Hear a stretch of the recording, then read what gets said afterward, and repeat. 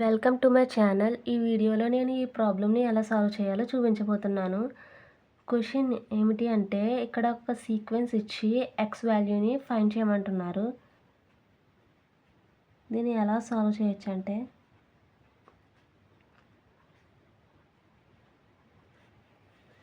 ఇలా ఉంది కదండి sequence.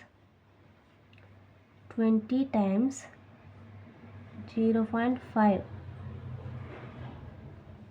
10 equals 10.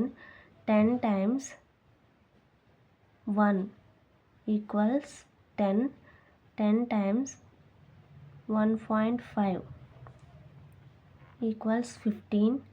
15 times 2 equals 30.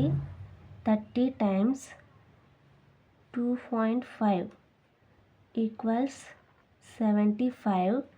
75 times 3 equals 225.